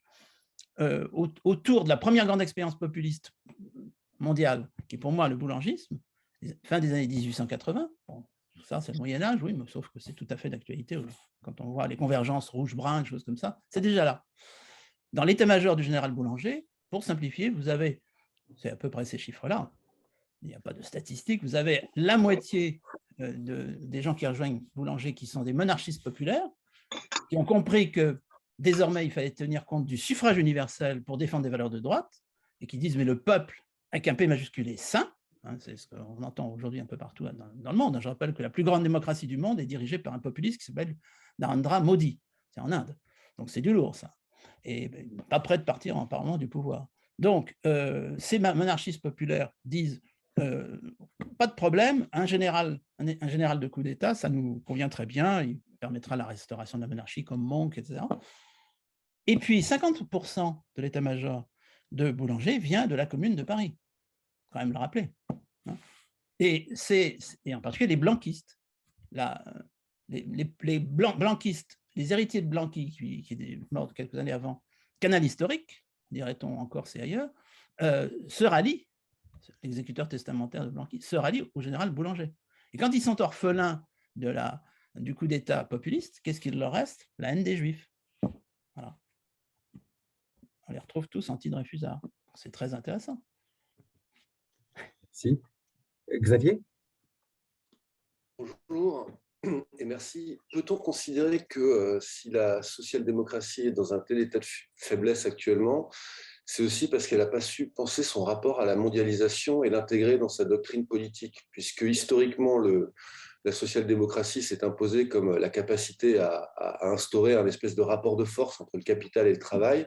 À partir du moment où on a eu le phénomène de mondialisation et où le capital est devenu beaucoup plus mobile, avec cette capacité qu'il a à se délocaliser, l'impossibilité à instaurer un rapport de force, parce qu'il y a eu évitement du capital qui a pu se délocaliser, fait que la social-démocratie a perdu sa capacité à instaurer ce rapport de force et à améliorer la condition des travailleurs. Donc, est-ce que la mondialisation explique la faiblesse de la social-démocratie? Et on pourrait compléter par un deuxième aspect, c'est l'incapacité qu'a eu la social-démocratie à penser l'écologie et à l'intégrer, parce qu'on a toujours été dans une doctrine plutôt productiviste et on n'a pas su intégrer l'écologie. Là, il y a beaucoup de questions intéressantes dans votre question. D'abord, le premier constat, si vous faites ce constat-là, il faudrait le généraliser à toutes les, pour se limiter à ça, je le répète, démocraties libérales, parce que ma question, c'est pourquoi est-ce que la France est dans cet état-là, alors que ce que vous dites, à mon avis, vaut pour le Portugal, l'Espagne ou la Finlande, et ils sont au pouvoir. Donc, c'est là, à mon avis, ma question de l'allergie, c'est là, hein, parce qu'ils sont quand même au pouvoir, mondialisation ou pas. Deuxième point, j'ai dans mon livre « Qu'est-ce qu'une nation ?» Désolé de faire de la publicité, mais bon, c'est tout simplement parce que pour moi, c'était important, donc ça a produit des livres, d'ailleurs, réfléchis sur des dizaines d'années, puisque « Qu'est-ce qu'une nation ?» c'est le résultat de à peu près 50 ans d'écriture. Je rappelle, puisque ce livre est sorti en 2020, qu'évidemment, il est écrit bien avant la pandémie, que l'année 2020 est une année historique, parce que c'est l'année de la vérification de la mondialisation, y compris sur le plan essentiel qui est le plan sanitaire, et c'est l'année du Brexit. En d'autres termes, toujours plus de mondialisation, je rappelle que la mondialisation elle commence à Cro-Magnon certainement, ça ne produit pas toujours plus de mondialisme. Pour l'instant, ça produit du populisme nationaliste. C'est ça que ça produit. Hein. Parce que l'Inde, elle est dans la mondialisation, et puis elle élit et elle réélit Modi. Donc ma question, c'est la ressource politique de tout ça. Une fois que vous avez dit, il y a la mondialisation, ou que d'autres voix disent, oui, il y a la périphérisation, il y a tous ceux qui sont en souffrance, etc. Mais ce n'est pas spécifique à la France et ce n'est pas spécifique à l'Occident. Mais quelle est la ressource politique? Actuellement, la ressource politique dans beaucoup de pays, c'est le populisme. Et bizarrement, je dirais, mais avec satisfaction intime, je vois que ça peut être, ça durera ce que ça durera, on peut appeler ça la social-démocratie, mais pas en France. Donc, moi, je veux bien tous les discours sur la mondialisation. À l'heure actuelle, le national est à son zénith. Je suis désolé, mon livre est entièrement parti de là. D'ailleurs, je raconte ma vie au début en disant, voilà, en 68, ce qu'on pensait dans mon milieu, on avait tout faux sur la nation. Parce que tout simplement, non seulement, ce n'est pas que ça a basculé, c'est que c'est faux déjà comme analyse. Le national cessait de progresser, y compris dans ce qu'on appelait la décolonisation. Hein, et tous ces camarades trotskistes, puisqu'on évoquait les trotskistes, ou pas, ou je ne sais quoi, ou chrétiens de gauche, qui défilaient symboliquement derrière un drapeau du FLN, avait complètement squeezé le N. Bon, même chose pour le Vietnam, FNL. Donc, la nation n'a pas cessé de progresser, même à l'époque des 30 Glorieuses et de la guerre froide, mondialisation ou pas, et elle est actuellement à son pinacle. Jamais la nation n'a été plus fondamentale et fondatrice que ce matin. Mondialisation ou pas. Et au contraire, d'ailleurs, d'une certaine façon, la mondialisation est un excellent élément de cristallisation nationale. Bon, après, on peut discuter. Quant à l'écologie, je suis absolument d'accord avec vous, d'ailleurs, je l'ai dit, mais c'est facile de le dire après. C'est-à-dire qu'il est tout à fait possible à un discours social-démocrate d'intégrer l'écologie, ça se passe ailleurs. D'ailleurs, les Verts allemands ont un air pas fâcheusement, mais furieusement, ou fâcheusement pour certains, social-démocrates, puisqu'ils sont capables de gouverner, même dans le bas de Württemberg, avec la droite, etc. Donc, il y a une écologie, effectivement, qui se satisfait, d'abord, très bien du système capitaliste, moyennant un green, je ne sais quoi. Donc, non, l'écologie politique peut effectivement être revendiquée par un héritage social-démocrate. Ça me paraît tout à fait clair. Mais en France, compte tenu de la culture autoritaire française et compte tenu des institutions bipolarisantes françaises, il est inimaginable, pour l'instant en tous les cas, je ne sais pas quel sera l'avenir de M. Jadot, je trouve que M. Jadot a un air Troisième République tout à fait standard, hein. Donc on peut l'imaginer étant à l'origine d'un certain nombre d'alliances ou de coalitions, sauf que le système institutionnel français va beaucoup le gêner, quoi. Lui après tant d'autres. Donc c'est ça. L'écologie, bien entendu, mais c'est en train de basculer partout. Commencer bien sûr par le capitalisme libéral qui, à partir du moment où il considère que... Parce que vous parlez de productivisme, vous avez tout à fait raison, mais quel est l'univers le plus productiviste des 30 Glorieuses? C'est l'univers soviétique. Donc, sur ce plan-là, vous avez une gauche radicale, modèle communiste, une droite libérale qui communie dans le productivisme. Donc, le critère, ce n'est pas gauche-droite, c'est productivisme. À partir du moment où vous avez cette révolution culturelle écologiste qui est fondamentale, je pense qu'il n'y a pas de contradiction. Et en effet, je pense que la candidate dont on parlait tout à l'heure, on pourrait peut-être citer son nom, quand même, pauvre elle n'est pas pestiférée, Anne Hidalgo, avait, dans sa pratique de maire de Paris en tous les cas, intégré cette dimension, que je sache. Donc, c'est tout à fait compatible. En revanche, dernier point, mon hypothèse, là aussi j'ai écrit un petit tract Gallimard en pleine pandémie, sur un monde que j'appelais moins mondial que jamais, ce que je viens de vous dire, moins mondial que jamais, plus national que jamais, puisqu'il n'y a rien de plus mondial, global, que le national. Si la prophétie, je dis bien prophétie, c'est neutre, ce n'est pas un jugement de valeur ricanant, si la prophétie écologiste, puisque c'est un mouvement religieux, fondamentalement, est vérifiée, est-ce que vous imaginez vraiment, en tout cas moi pas, que ça va produire de la démocratie libérale et de la démocratie participative? Ça va produire de l'autoritarisme. Donc vous aurez la production nationale qui est déjà bien avancée, qui peut reculer bien sûr. Pour l'instant, ce matin, elle n'a pas reculé d'1 centimètre, et va donc continuer à progresser pendant un certain nombre d'années, je ne me lance pas dans les décennies, et d'autre part, si effectivement il y a le feu au lac, nous aurons tous des régimes autoritaires. Voilà. Mais évidemment, un régime autoritaire islandais n'aura pas le même visage qu'un régime autoritaire nord-coréen.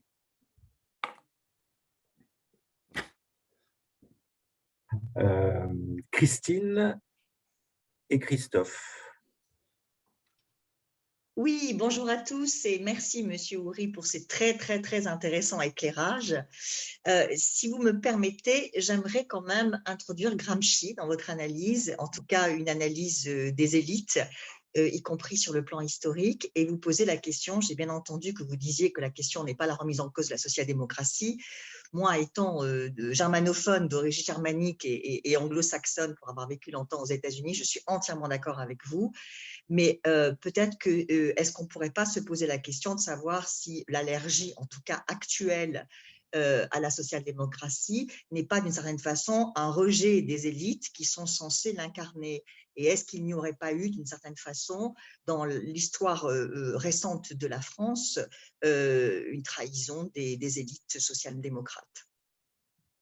Là aussi, vaste problème, donc problème intéressant. Pour en venir à Gramsci, bon, vous faites entre autres allusion évidemment, parce que Gramsci, on peut le lire avec des lunettes de couleurs variées.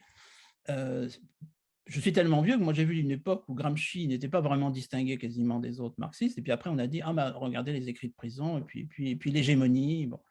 Alors effectivement, le Gramsci qui dit que les hégémonies, ça se conquiert sur le plan culturel avant de se conquérir sur le plan politique, pour simplifier la pensée de Gramsci, qui est plus subtile que ça, et les vérifications qui sont plus subtiles que ça, à mon avis, c'est complètement justifié. Bon, bien entendu, ça se passe comme ça. Et ce que je n'ai pas dit, c'est qu'il y a une question qui me tarabuse depuis longtemps, c'est que la culture social-démocrate, puisqu'elle existe, puisqu'elle est même au pouvoir dans une bonne partie des démocraties libérales du monde, est en France, en tous les cas, infoutu de cultiver une mythologie social-démocrate.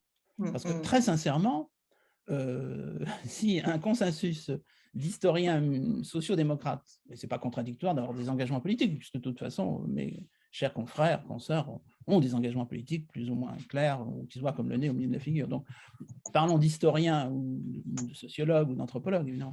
D'ailleurs, on pourrait faire plus intervenir les anthropologues encore que les autres, mais se réunissaient pour, je caricature évidemment, pour réfléchir à la construction d'un récit, comme on dit un récit national, un récit social-démocrate, il y aurait plein de matières.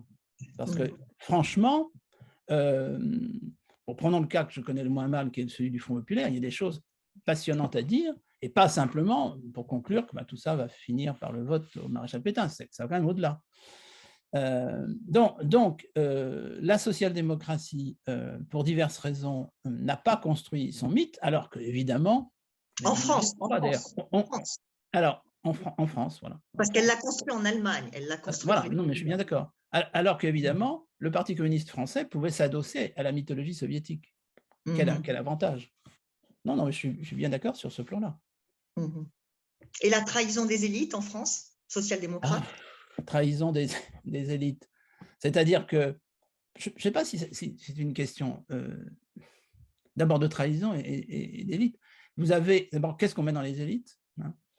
Vous avez un exercice du pouvoir quand même, parce qu'il me semble, alors là je me retourne vers vous madame, il me semble que là où les sociodémocrates arrivent au pouvoir, on peut aussi dire, mais une fois que vous arrivez au pouvoir, vous êtes coincé d'abord par la coalition, vous êtes incroyablement timoré, vous trahissez entre guillemets. Est-ce que c'est propre à la France déjà? Oui, ça je vous retournerai la question.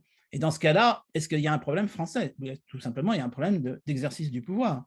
D'ailleurs, une famille, j'ai parlé du Parti radical. Le Parti radical en France, le nom dit beaucoup de choses, c'était grandiose quand même. C'était grandiose. Et puis il y a un moment où effectivement, il a atteint l'essentiel de son programme. Ces contradictions à ce moment-là s'ouvrent. Jusqu'où est-ce qu'on pousse le libéralisme économique, alors qu'il y a une tendance qui s'appelle quand même radical socialiste, qu'il faut prendre un peu au sérieux au départ, hein. Il y a vraiment une tendance qui d'ailleurs, comme par hasard, chez les radicaux, quand ils sont radicaux socialistes, se traduit par l'étatisme. On va étatiser. Même chez les radicaux, vous avez ce genre de discours. Donc ça, c'est, j'allais dire, très français. Mais c'est l'exercice du pouvoir aussi.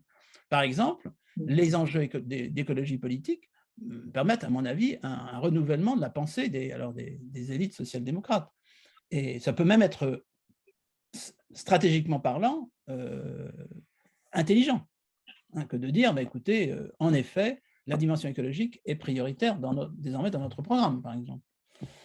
Mais est-ce qu'il y a en dehors du fait qu'une famille politique peut finir, ce n'est pas le cas de toutes, à arriver au pouvoir, et qu'arrivant au pouvoir, d'abord, je suis de ceux, mais alors là c'est purement philosophique, qui sont d'accord avec ce lord anglais, Lord Acton, qui était un lord catholique d'ailleurs, donc non conformiste, un peu comme Hitchcock et Chesterton, donc les Anglais catholiques, qui a dit un jour, vous connaissez tous cette phrase sans savoir forcément qu'elle est de Lord Acton, le pouvoir corrompt, le pouvoir absolu corrompt absolument. Alors là, j'ai bien l'impression d'être un preacher en haut d'une chaire, mais j'en suis assez convaincu. Donc vous arrivez au pouvoir, élite ou pas élite, si vous donnez à Gandhi les pleins pouvoirs du chef de l'État français, qu'est-ce qu'il en aurait fait? J'en sais rien. Donc le pouvoir, entre guillemets, corrompt, on voit ce que ça veut dire corrompre, ce n'est pas la corruption au sens le plus vulgaire nécessairement. Le pouvoir absolu corrompt absolument, il faut donc des contre-pouvoirs. Donc je ne sais pas s'il y a une trahison des élites, je pense qu'il y a en revanche un exercice du pouvoir par les réformistes, mais je vous signale que en termes de, non, peut-être pas de trahison, moi je préférerais catastrophe, je trouve que c'est plus pertinent en ce moment, la notion de catastrophe, par exemple la notion de trahison ou ou de cohérence, etc. La catastrophe, c'est l'arrivée au pouvoir de la droite radicale et de la gauche radicale. Ça, c'est catastrophique. Et bon, voilà. Est-ce que c'est une trahison? Non, parce que si vous pensez que vous avez raison, qu'une élite a raison, mais c'est pas tellement social-démocrate, je trouve, de penser qu'une élite a raison. Ça peut être français, ça c'est autre chose. Les grands corps, les grandes écoles, etc. Bon, ça c'est encore un autre problème français. Vieux pays d'État qui produit de l'élitisme républicain. Mais en revanche, si ça consiste à dire arriver au pouvoir, là, vous êtes obligé de transiger, etc., ça me paraît être une logique gouvernementale. Et qu'un radical, pour simplifier, les histoires radicales se terminent mal en général. Voilà. Christophe? Oui, merci. Bonjour à tous. Bonjour, Monsieur Horry, et merci pour votre intervention vraiment très intéressante. Vous avez dit que la social-démocratie n'avait pas capitalisé électoralement, en tout cas aujourd'hui, au vu des intentions de vote d'Anne Hidalgo. Moi, l'histoire personnelle qui était la mienne, engagée au sein de la social-démocratie française, même si social-démocratie en France, on ne sait pas très bien ce que ça veut dire. Si vous voulez avoir 4 heures de débat dans un café, vous posez la question, qu'est-ce que la social-démocratie? C'est un terme que je trouve très connoté Europe du Nord, Allemagne, hein, et peut-être moins adapté à notre culture politique, mais ça pourrait être un autre débat. En tout cas, ce n'est pas ma question. Ce qui m'a marqué dans mon engagement politique pendant de nombreuses années, c'est le fait que les sociodémocrates, les socialistes français, n'assumaient pas ce positionnement réformiste, avec une mauvaise conscience par rapport à la gauche de la gauche, hein, qui était, au fond, c'était quand même cela qui était resté les vrais, les purs, et un surmoi marxiste ou marxisant, avec une culpabilité un peu rampante, comme ça, qui ont fait qu'il n'y a jamais, je n'ai jamais vu, tout au long des années, d'affirmation social-démocrate et fière de l'être. Voilà. Et je pense que ça, c'est une des raisons majeures quand vous ne vous revendiquez pas, quand vous n'avez pas la fierté de ce que vous êtes, quand vous ne définissez pas précisément, idéologiquement ce que vous êtes, mais que vous êtes dans un entre-deux habile pour gagner des élections, d'une élection à l'autre, où à la fin, vous n'êtes plus rien, puisqu'on ne vous reconnaît pas et on ne vous identifie plus. Ça, c'est le premier point, et je voulais avoir votre sentiment là-dessus. Et le deuxième, c'est si on ne vous identifie plus, c'est non seulement parce que vous ne vous assumez pas, vous ne vous revendiquez pas, vous avez une mauvaise conscience par rapport à ceux qui sont restés purs, même s'ils n'ont jamais rien fait d'intéressant ou pas grand-chose dans le monde bien concret qu'est le nôtre. La deuxième raison, c'est qu'il y a un évitement des sujets d'aujourd'hui. Vous avez dit que aujourd'hui, que la nation était à son pinacle. Ben, je pense également, là, ce n'est pas une pensée très de gauche forcément, mais c'est pas ça qu'il est difficile d'avoir une collectivité politique sans au moins des valeurs suprêmes partagées, voire même une transcendance partagée. Dans des pays comme les nôtres, où la diversité religieuse ou d'origine religieuse est de plus en plus importante, ça devient un vrai défi. Donc, mais ce problème-là, qui se traduit par des réactions de peur dans l'électorat populaire, vous avez parlé de l'antisémitisme autrefois, aujourd'hui on a une réaction de peur de l'électorat populaire qui se traduit par un taux d'intention de vote pour la droite radicale qui est de l'ordre de 30%. C'est tout de même inédit dans l'histoire républicaine de la France. Donc la question est, ne pas traiter ce sujet des valeurs partagées, ne pas l'affronter pour lui donner les solutions qu'elle peut lui apporter, n'est-elle pas, pour la social-démocratie, la cause même de son inaudibilité aujourd'hui? Dans le passé, elle ne s'est pas revendiquée par rapport, on va dire, au marxisme pur et dur, un peu une gauche un petit peu, pas honteuse, mais un peu réticente à s'affirmer. Et aujourd'hui, une incapacité à traiter un autre sujet qui est le sujet de la cohésion et de l'identité, alors même que vous avez dit qu'au fond, il était que la question de la nation et de l'identité politique était d'actualité. Voilà ma question un peu longue, excusez-moi. Je suis tout à fait d'accord avec votre constat initial. Et là aussi, j'étais sans doute rapide par rapport à mes notes. Comme on est le pays d'une expérience révolutionnaire spécifique qui n'a rien à voir avec celle, en particulier de l'Europe du Nord, donc voilà, vous avez l'explication en ce qui concerne la social-démocratie, qui est la Révolution française, et qui a été une guerre civile. Alors, je ne nie pas qu'il y a une dimension de guerre civile, même dans la Révolution américaine, avec les loyalistes, évidemment les jacobites en Angleterre. Et non, mais il n'en reste pas moins que, clairement, une tendance l'a emporté sur l'autre. Dans le cas de la France, non, ce n'est pas clair, puisque la Révolution française expérimente dans la douleur, pour ne pas dire dans le sang, des versions successives. D'ailleurs, au fond, quand on s'interroge sur ce qui sort de la Révolution française, c'est plutôt la version du Directoire, hein, révisée dans un sens monarchique par Napoléon Bonaparte. Bon, donc c'est très spécifique, hein, c'est très spécifique. Donc il y a cette grande expérience radicale qui va se retrouver en 1948, puisque vous avez une possibilité radicale qui échoue et qui est en partie d'ailleurs écrasée dans le sang l'été 1948. Bon, vous avez la Commune de Paris. Donc, vous avez cette idée qu'il y a une solution radicale régulièrement écrasée, ce qui entretient le mythe. Moi, effectivement, on m'avait interrogé au moment où c'est passé à peu près inaperçu cette commémoration, au moment où on revenait, comme toutes les années en 1, sur la Commune de Paris. J'étais celui qui disait, écoutez, je vous signale, parce que personne ne me le dit, qu'il y a bien sûr une mémoire radicale de gauche, enfin de la gauche radicale de la Commune de Paris, ça va de soi, évidemment, y compris dans ses contradictions, sa diversité, parce que Dieu sait s'ils ont passé une bonne partie de leur temps à se chamailler, ce qui est d'ailleurs tout à fait normal, sauf que ça n'aide pas à se battre contre les Versaillais. Mais d'autre part, il y a une mémoire d'extrême droite de la Commune de Paris dont on ne parle jamais.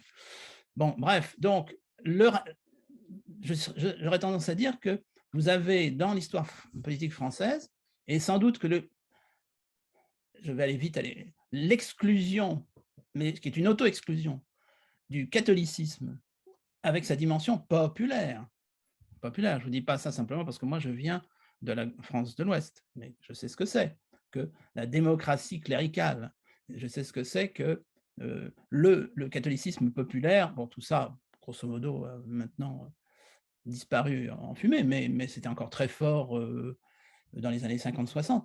Il est évident qu'à partir du moment où la modernité se construit contre une partie, entre guillemets, du peuple, parce qu'il est catholique, etc., tout ça nourrit des formes de radicalité qu'on va appeler de droite et de gauche. Et du coup, une mauvaise conscience, je suis absolument d'accord avec vous sur la mauvaise conscience.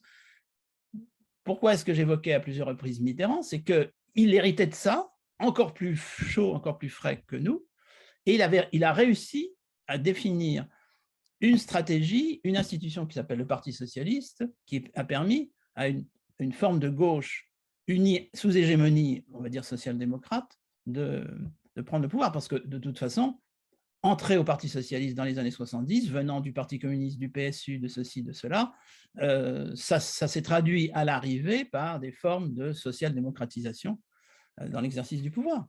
C'est pour ça d'ailleurs que là où, en effet, pour aller dans votre sens, la culpabilité récurrente face aux radicaux n'a pas cessé de fonctionner dans un pays comme la France, mais je répète, avec des institutions clivantes, c'est le supposé tournant de 83. J'ai un de mes étudiants qui a fait sa thèse sur le tournant de 83. C'est en grande partie une illusion entretenue par ceux qui, évidemment, ont intérêt à dire, vous voyez, trahison. Enfin, voilà. Il y aurait beaucoup de choses à dire. Mais je suis d'accord, il y a une récurrente mauvaise conscience et que aujourd'hui, alors peut-être que l'écologie peut le permettre, le leader social-démocrate idéal, entre parenthèses, j'aurais tendance à dire, mais ça je ne devrais pas le dire, ça serait encore mieux si c'était une femme, quand même. C'est pour ça que j'insiste sur le fait que ce sont des premières ministres, hein, vous avez peut-être vu là, hein, elles sont premières ministres depuis pas très longtemps, hein, 2017, 2019, 2020, etc. Hein. Finlande, Danemark, Suède, Nouvelle-Zélande, etc. Bref, que le leader social-démocrate de demain puisse en particulier accorder à l'écologie une place suffisante pour que, là, sur ce plan-là, on ne puisse pas dire qu'il y a une mauvaise conscience, parce que la mauvaise conscience, elle est productiviste. Et je suis d'accord, non pas forcément avec le contenu du livre de Chloé Morin, mais je suis d'accord avec la phrase, parce que je l'ai toujours prononcée, on a les hommes politiques qu'on mérite. Voilà. Deuxième phrase fondamentale, Jean Renoir, la règle du jeu, il y a quelque chose d'effrayant sur cette terre, c'est que tout le monde a ses raisons. Donc à l'heure actuelle, la raison est populiste, je le rappelle, et c'est extraordinaire que malgré tout, ça permette, dans certaines conditions de température et de pression politique, l'arrivée au pouvoir et le maintien pour l'instant au pouvoir de dizaines de gouvernements sociaux-démocrates. Et je suis d'accord avec la... Alors, en ce qui concerne la cohésion et les valeurs suprêmes, écoutez, je vais encore renvoyer à Qu'est-ce qu'une nation, j'ai quand même bien compris, y compris chez Jean-Luc Mélenchon, que la dimension nationale n'est désormais pas mise sous le boisseau.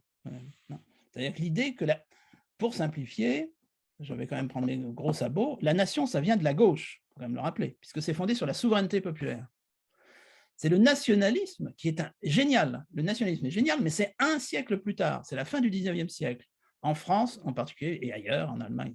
C'est-à-dire la récupération d'une valeur fondamentalement de gauche, et on peut vérifier qu'elle est fondamentalement de gauche, dans un sens qui peut converger avec des traditions de droite. Ça s'appelle le nationalisme. Je ne peux pas entrer dans le détail, il est 9h54, vous allez tous vous égayer dans la nature. Mais ça c'est le génie du nationalisme. Mais ne confondons pas nationalisme et nation. Et bien entendu, la nation française a mis en avant des valeurs. Alors, après avoir dit tout ce que j'ai dit sur le drame de la possibilité d'établir un dialogue avec les catholiques, c'est-à-dire la majorité de la population française en 1791 quand même, hein, les baptisés, ne parlons même pas, mais même de ceux qui se revendiquent comme catholiques, ça veut dire que la constitution civile du clergé s'est faite contre la majorité de la population française. Bon. Et ça, c'est fondamental. Tout le monde s'en fout, évidemment, aujourd'hui, mais ça explique toute l'histoire française pendant au moins un siècle, voire un siècle et demi. Donc, une fois qu'on a dit ça, il y a quand même ces fameuses valeurs. Il y a la Déclaration universelle des droits de l'homme qui va plus loin, en particulier dans l'universalisme, que la Déclaration américaine, qui elle-même est absolument extraordinaire. Bon, quand même. Enfin, je ne vais pas déboulonner la statue de Jefferson, personnellement, parce que Jefferson, ce qui compte, ce n'est pas qu'il ait eu des esclaves, c'est qu'il ait été le principal rédacteur de cette prodigieuse déclaration américaine. Mais pour le reste, il y a effectivement des valeurs dont la démocratie française, qu'elle soit sociale d'ailleurs, entre parenthèses, ou même libérale bien comprise, peut être fière. Et la notion de nation en fait partie, bien entendu, mais avec toujours le risque d'être capté par les nationalistes. Et ce que vous dites sur les 30%, bon, c'est clair, mais parce que nous sommes au cœur quand même d'une période populiste, et je constate que la grande démocratie libérale d'Europe occidentale qui résiste pour l'instant le moins au populisme, sans quand même leur avoir donné le pouvoir, c'est la France. Parce qu'il fut un moment où on pouvait être inquiet. On aurait notre visioconférence il y a 10 ans, oui, à peu près 10 ans, on pourrait dire, regardez ce qui se passe justement en Suède, en Finlande, le parti des Finlandais de souche, au Danemark, etc. Ça commençait à sentir le roussi, hein, dans les pays auxquels on ne s'attendait pas. Bon, on a l'impression que le curseur est reparti, on va dire vers la gauche. Jusqu'à quand, je ne sais pas. Et en France, paradoxalement, les populistes, au sens strict du terme, parce que sinon c'est polémique de dire Macron est populiste. Non, les populistes ne sont toujours pas arrivés au pouvoir. Parce que 30%, c'est passionnant, comme vous le dites, c'est fascinant, ça dit beaucoup de choses, ça amène à s'interroger, mais ce n'est pas une manière d'arriver au pouvoir au second tour des élections présidentielles. Alors qu'il fut un temps où il y avait des populistes dans la majorité gouvernementale, enfin parlementaire, au Danemark. Hein, au Danemark. Là, on pouvait commencer à s'inquiéter. Bon, ça a plutôt reculé. Je pense qu'on prend il y a une dernière question sur le chat, je vous la lis. Oui. Pensez-vous que la reconstruction d'une social-démocratie en France devrait passer par une réforme institutionnelle allant vers un système parlementaire comme les autres pays européens. Cela vous paraît-il possible? Alors, je réponds oui à la première partie de la question, mais oui, c'est ce que j'ai dit. C'est-à-dire qu'on ne sort de ce cercle vicieux, transformé donc en cercle vertueux, qu'avec d'autres institutions. Deuxième partie, je ne crois pas un seul instant que le suffrage universel français veuille ça. C'est ça le problème. C'est ça. C'est-à-dire que tout de suite, le fantôme de la 4e République va ressurgir et de la 3e.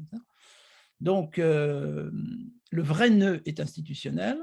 Alors, on peut imaginer qu'une cohabitation qui s'installe durablement, et pour l'instant, aucune cohabitation s'est installée durablement, conduise à une pratique institutionnelle nouvelle. Il ne faut pas oublier que les institutions, qui étaient d'ailleurs assez fantomatiques de la 3e République, prises au pied de la lettre, donnaient d'assez larges pouvoirs au président de la République. Et il se trouve que le rapport de force en 1877 a basculé en faveur des républicains assimilés au Parlement, avec MacMahon en face. Et à ce moment-là, il y a eu une interprétation restrictive des textes qui a été respectée jusqu'au bout. Il y a eu une tentative, d'ailleurs, d'un ancien socialiste indépendant qui s'appelait Alexandre Millerand dans les années 20, de commencer à me lever la tête. Choum, on lui a dit non, on vous coupe la tête, et il a été obligé de démissionner. Donc, un président faible, ce n'était pas constitutionnel, c'était une lecture. Donc, imaginons, ça c'est un scénario, ce n'est qu'un scénario, qu'une situation de cohabitation durable aboutisse à des solutions, par exemple, de gouvernement de coalition. Mais le génie des institutions de 58, aggravé 62, 65 et la suite, quinquennat, le génie des institutions françaises est d'aller de nouveau vers une pratique autoritaire d'un pouvoir présidentiel. Et que les périodes de cohabitation sont considérées comme des anomalies où les futurs candidats sont dans les starting blocks. Tant qu'on en sera là-dedans, je ne pense pas. Voilà, il faut une situation de catastrophe, en effet. C'est très intéressant, une situation de catastrophe. 1940, c'était une catastrophe. 58, c'était une catastrophe, la guerre d'Algérie, où là, effectivement, on peut remettre à plat. Mais pour l'instant, je n'y crois pas trop. Donc, je pense que la France continuera avec obstination à être pas comme les autres en Europe occidentale.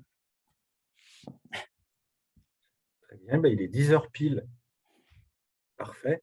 Est-ce que Laurent, tu fais un petit mot de conclusion? Et puis après, on retourne à nos journées. Ton micro, Laurent.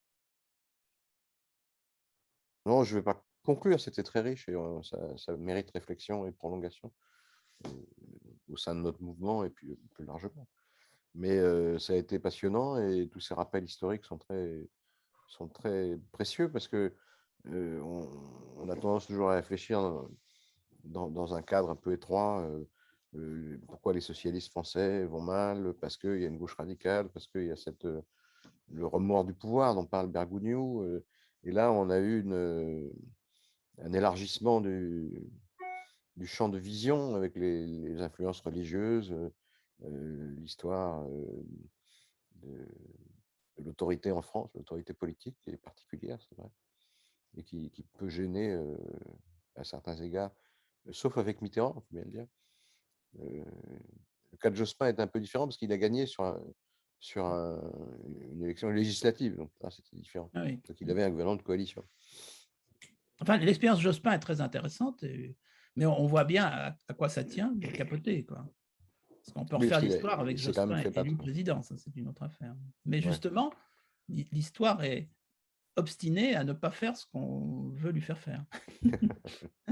Et puis il y a eu ensuite l'expérience Hollande où le président n'a pas vraiment, enfin c'était le président normal, et du coup c'est contradictoire avec l'esprit même des institutions. J'ai l'impression que c'est bien entendu. Ça l'a beaucoup handicapé. Vous savez, on m'a demandé de réunir quelques textes dans ce qu'on appelle un bouquin, la collection bouquin, qui va bientôt sortir.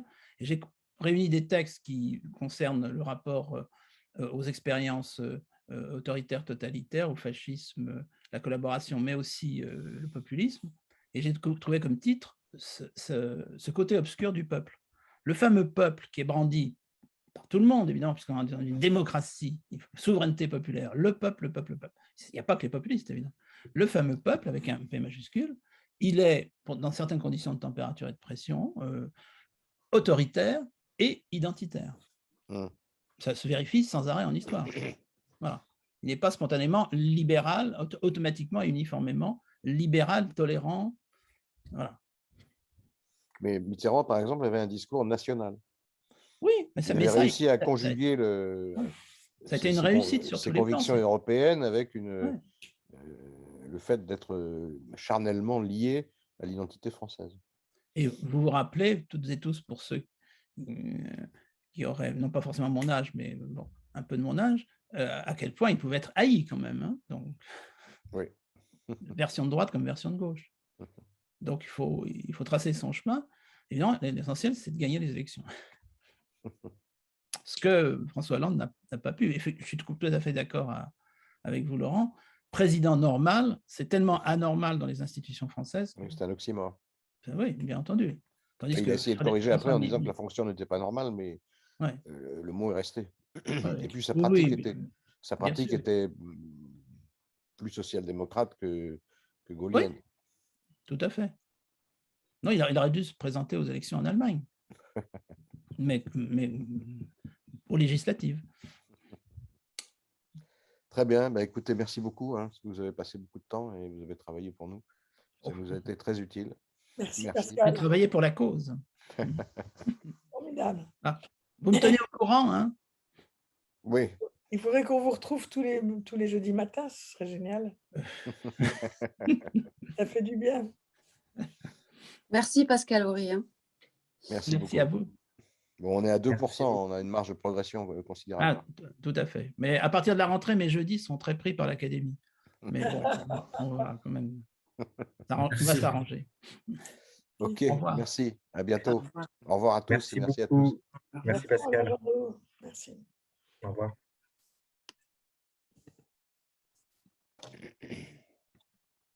De là.